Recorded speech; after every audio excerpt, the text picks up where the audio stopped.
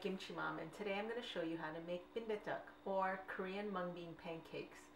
They're typically served as an appetizer or as a side dish, and they're super delicious. And today I'm going to show you how easy it is to make.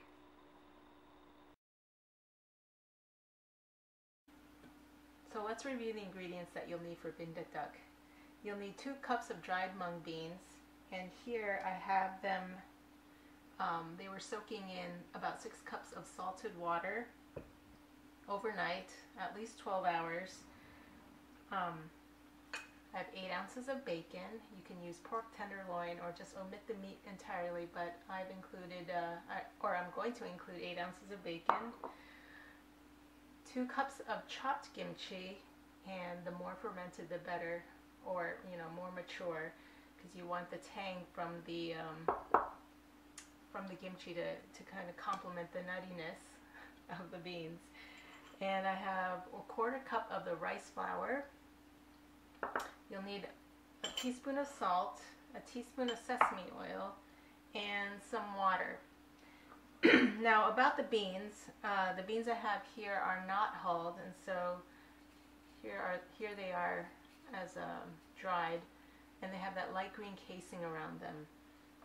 And then here are the beans that have been soaked, so they almost doubled in size.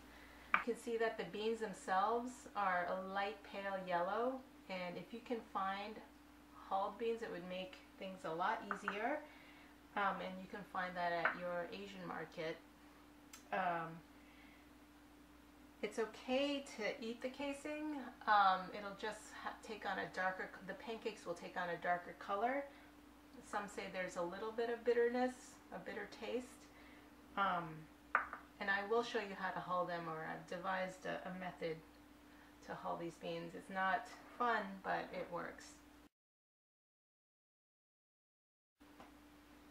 So one way to hull the beans is just taking these beans and just rubbing it between your hands and through your fingers. And you can see the casings starting to float to the top of the water.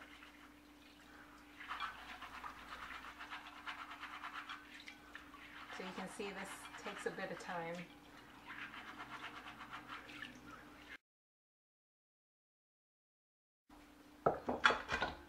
So another method to hull these beans is, well, first I've drained the beans, and what we need is some workspace, a clean kitchen towel. Now this is a little easier than what I showed you previously, but taking a handful of the beans, placing it in a towel, a clean towel, and then just rubbing them, so then the casings will come off, hopefully. So there's no easy way to do this.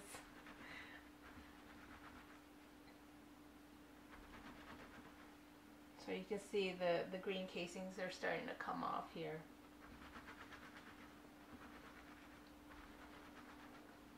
So keep working through these beans so you get most of the casing off, and then we can get started.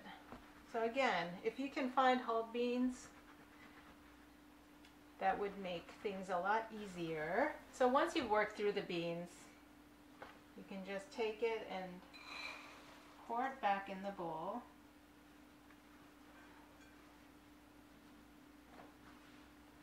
And just repeat this process until you go through this whole batch.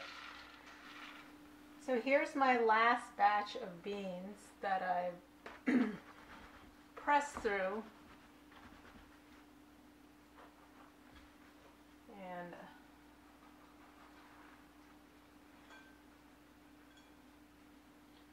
I'm just going to, this is all going into the bowl. So I've just filled this bowl with water, and then as you can see, all the casings float to the top. And this is where you take your slotted spoon and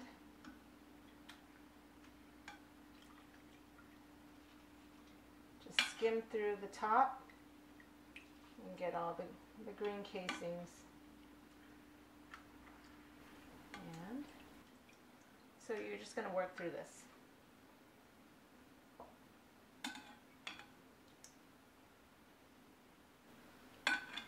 So just work through this batch. You can rinse out, drain this, and fill it with water again, and then go through the skimming process as often as necessary. So here I have the beans after I've tried to hull as much as possible.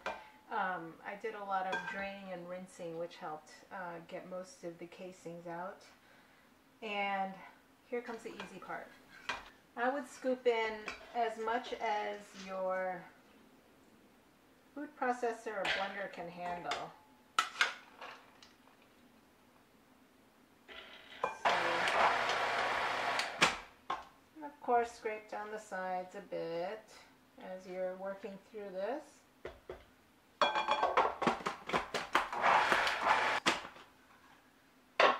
So here is the first batch, and you can see it's a little chunky, not too smooth, so you still want some texture in there. And just scoop that into the bowl and then work through the rest of the beans.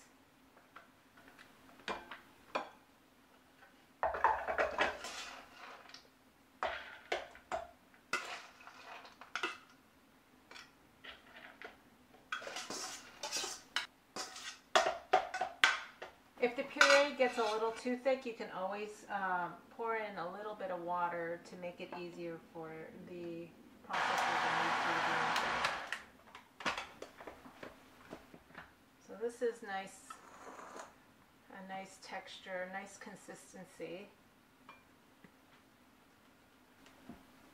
Okay, so actually this is kind of a consistency that you want for the batter, a little thick, like a thick pancake batter. And to this we're going to add the rice flour, the 1/4 cup of rice flour, and work that through. That may thicken it up a bit, and then at that point you can just add a teeny bit more water.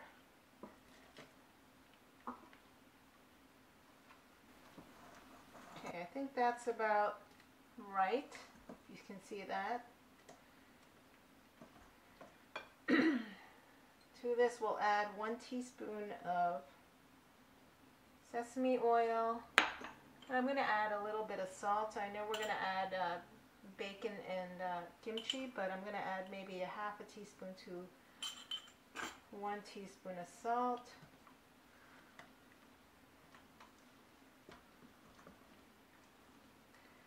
And now we stir in the bacon.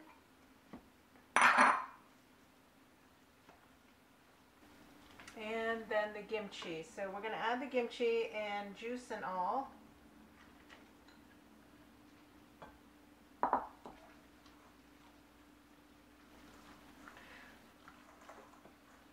Okay, so this is now evenly distributed, and so it'll be ready to take over to the stove, and we're going to fry up some bindaetteok.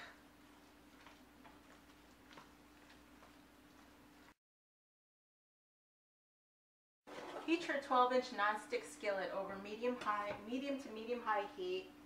Add a couple tablespoons of cooking oil, and then you're going to scoop about a 1/4 cup of the batter, and then with your ladle just spread it out and flatten it as much as possible so that it's thin enough to cook through. So again, a 1/4 cup of the batter, and then just spread the mixture as much as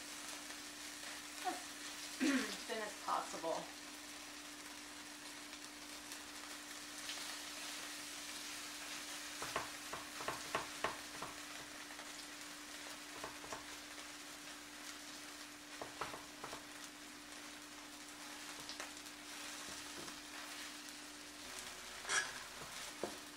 you'll cook this for about 4 minutes, and you'll flip it and cook for another 3 to 4 minutes until the sides are golden brown.